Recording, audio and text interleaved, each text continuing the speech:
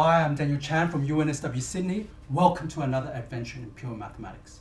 In this video, I want to introduce the notion of stalks of sheaves, which is a way which allows you to study quasi-coherent sheaves locally at a point, or more generally in a neighbourhood of the generic point of a subvariety.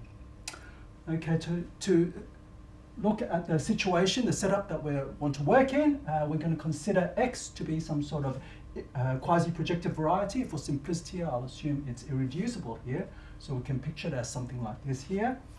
And we want to work in the neighbourhood of, for example, a point. Or more generally, we just pick some closed irreducible subvariety like something like this D here. Okay. And so the question we want to broach is, well, how do you study X locally in a neighbourhood of this point? Or more generally, in a neighbourhood of the generic point of this D.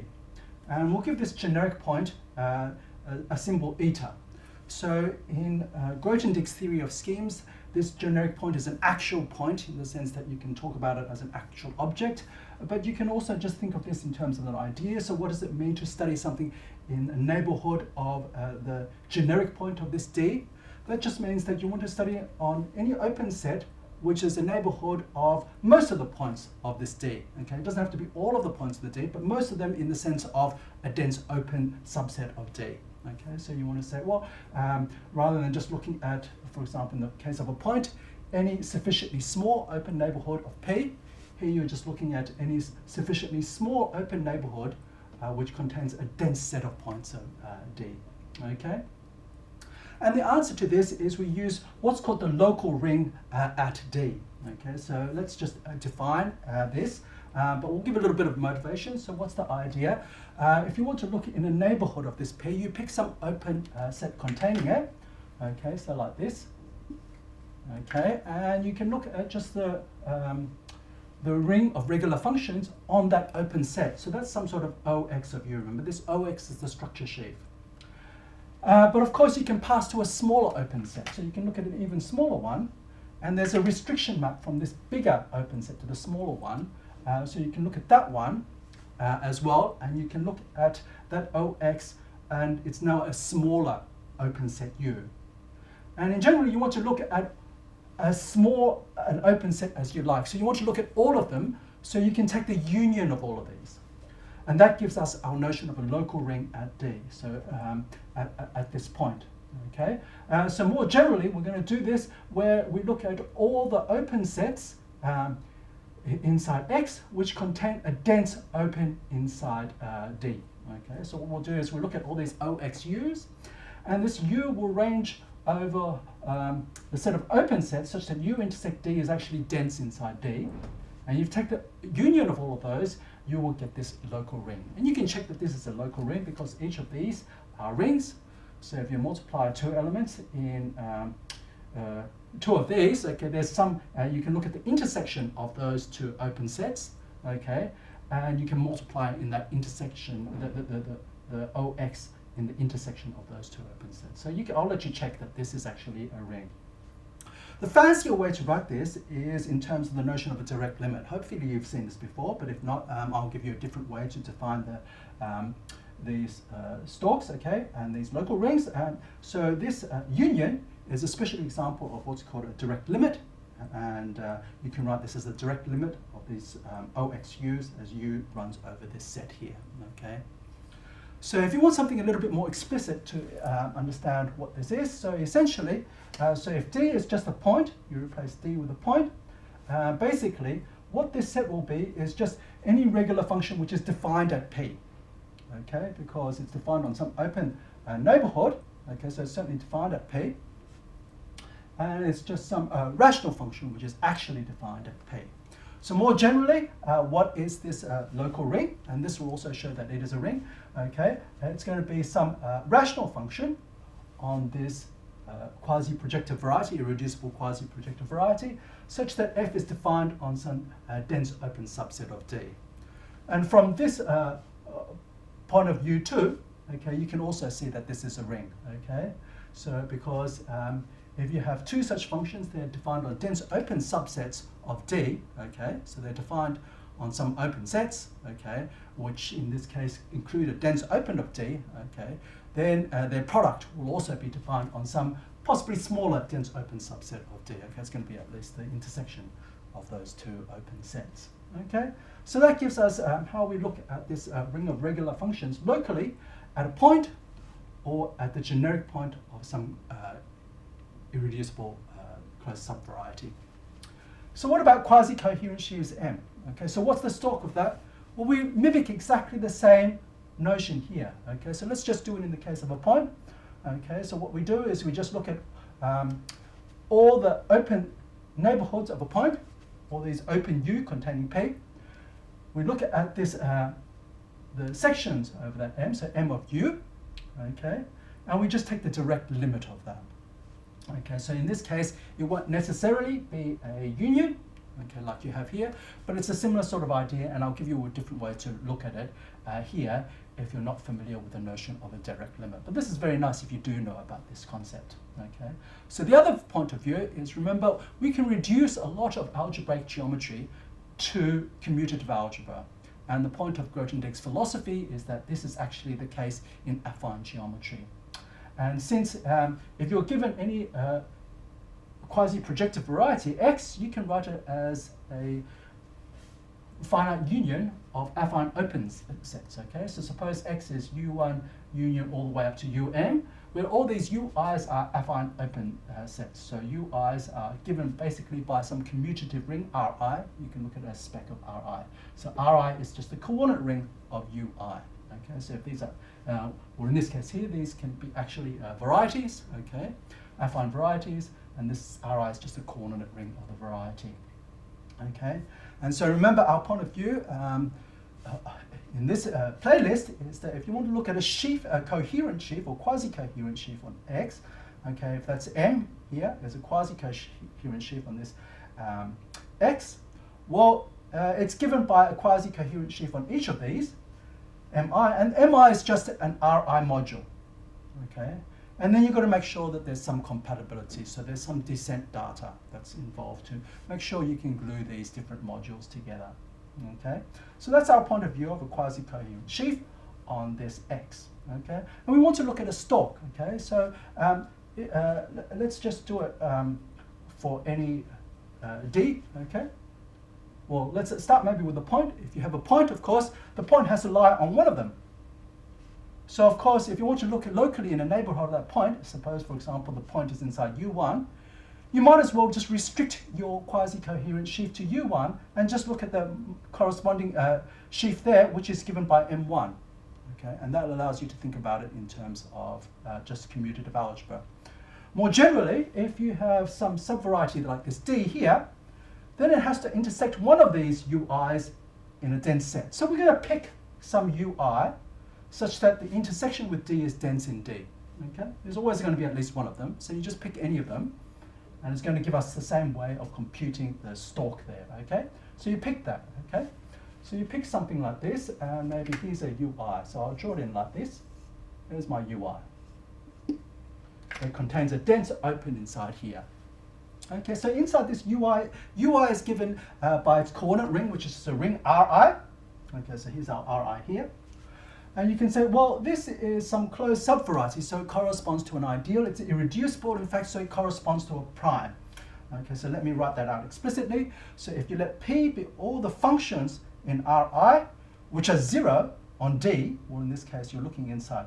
F is only defined on UI, so it's 0 on D intersect UI. Okay, so look at all those functions which are 0 on this closed irreducible subvariety. That's going to be a prime inside R. Okay, so if it's a prime inside R, you can look at the complement of this prime, or Ri rather. Okay, so you're inside Ri. You can look at the complement of P inside that Ri.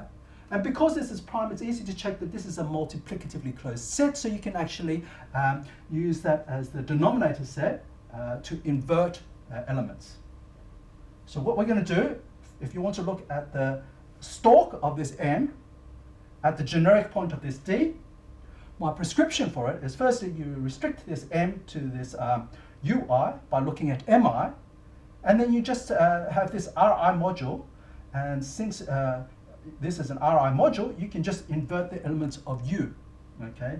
And that localization, it's also the localization at the prime P, so we have a standard notation for this, okay? This is a very important concept. Mi subscript P is the localization at P, which by definition means you invert all the elements which are not inside P, okay?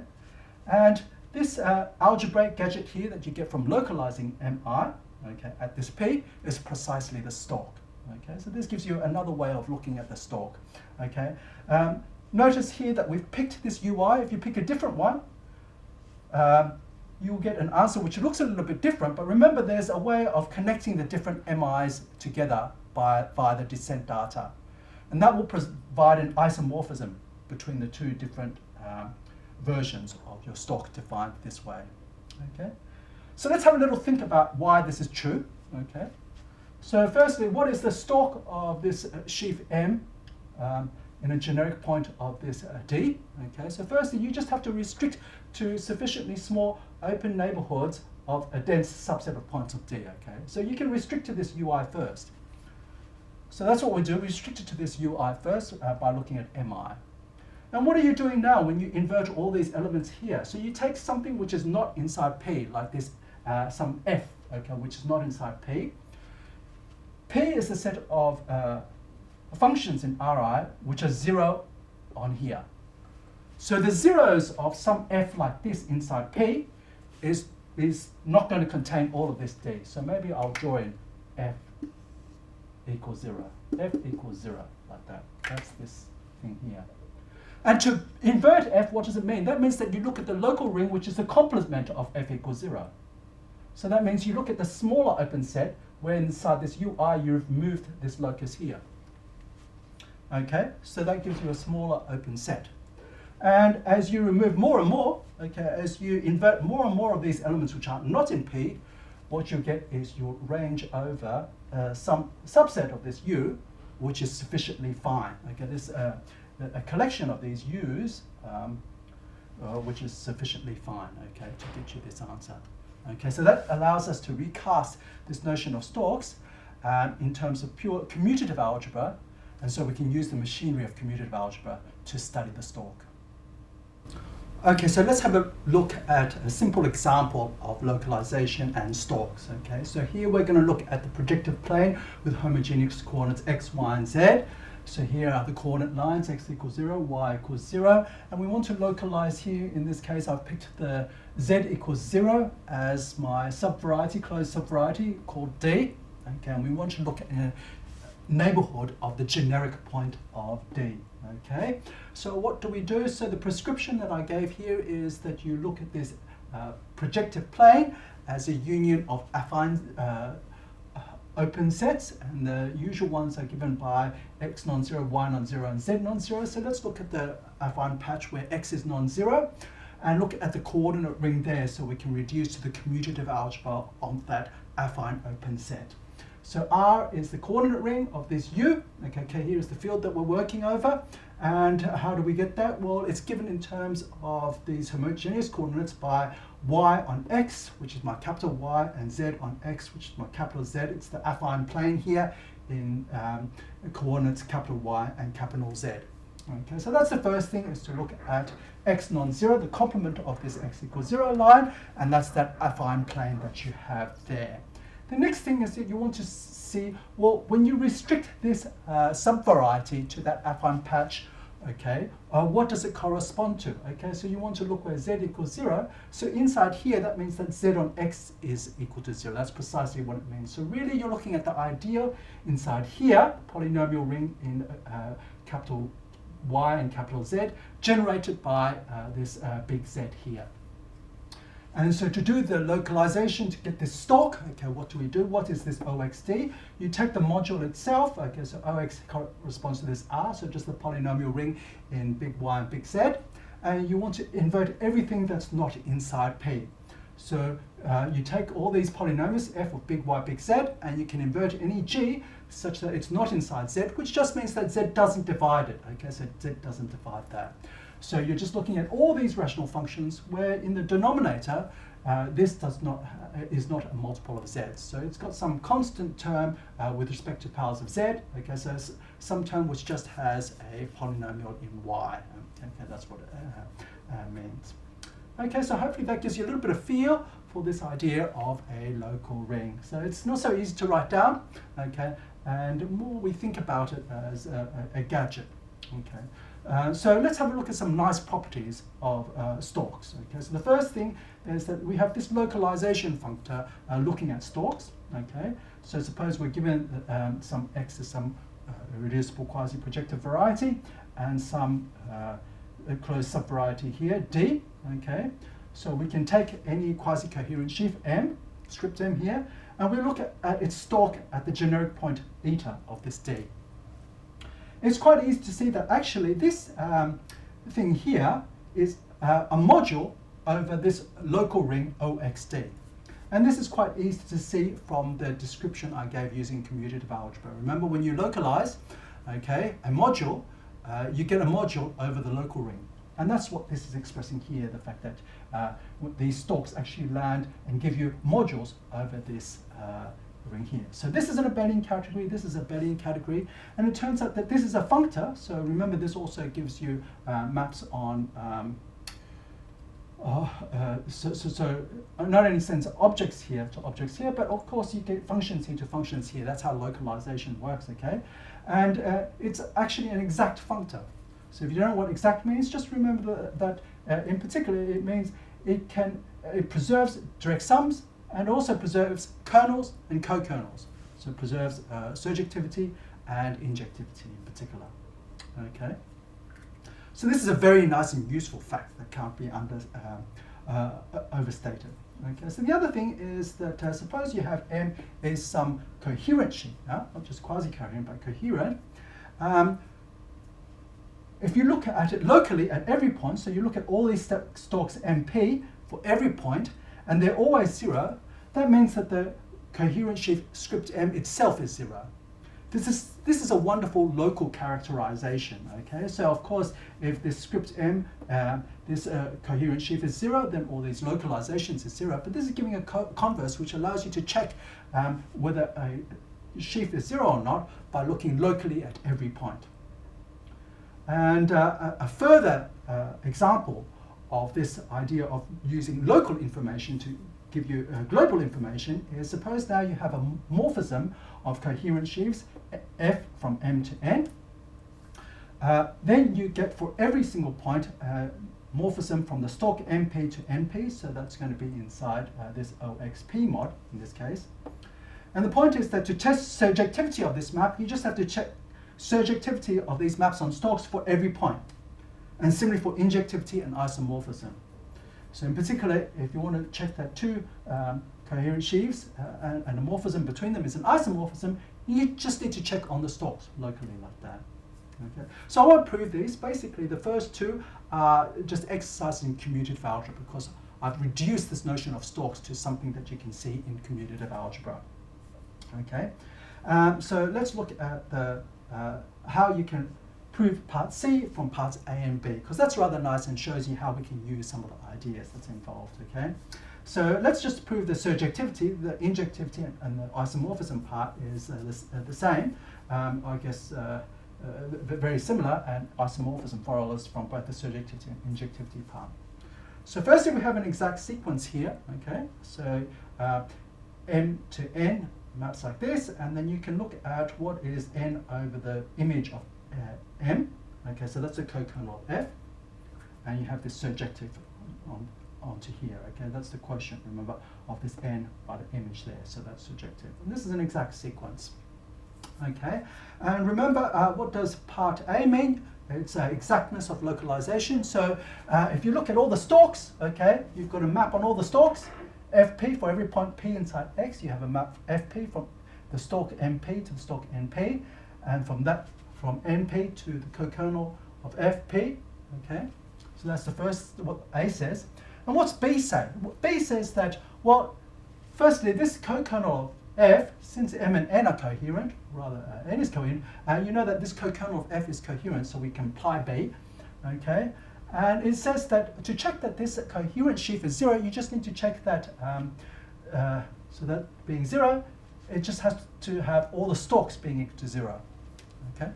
So let's try to check the equivalences that we have here. So what does it mean that the cokernel of f is equal to 0? So if this is equal to 0, remember this is the quotient of this by the image of that, so that just means that this is the image of this f, so this f is surjective. So this condition is just equivalent to f being surjective, and we've seen that that's equivalent to this condition here. All these stalks are 0.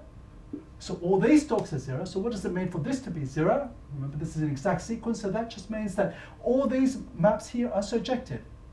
Okay, so that's this part here. So I've shown the equivalence of surjectivity of this map on coherent sheaves is equivalent to surjectivity of all the maps on the corresponding stalks at every point. Okay, and this gives us a lovely local criterion for checking surjectivity and also for injectivity and being an isomorphism. Okay, and it shows you how we can really use the notion of stalks and how geometry is really something that you can look at locally. Okay.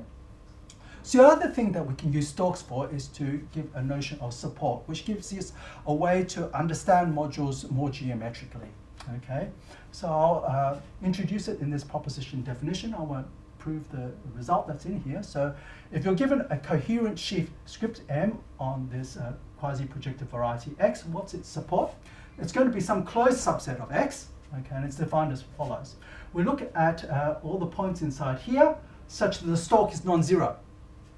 Okay, so this is a natural sort of thing to say that, well, that should be the support. Okay, so it's where it's non-zero. This is looking locally, script M at P, and we just want to see where is it non-zero.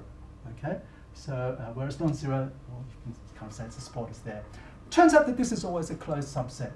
Okay, and that's something that you can prove using commutative algebra, and it uses the fact that we're only looking at coherent sheaves here. Okay. What else can we say about that to sort of get some sort of understanding of what this means, okay?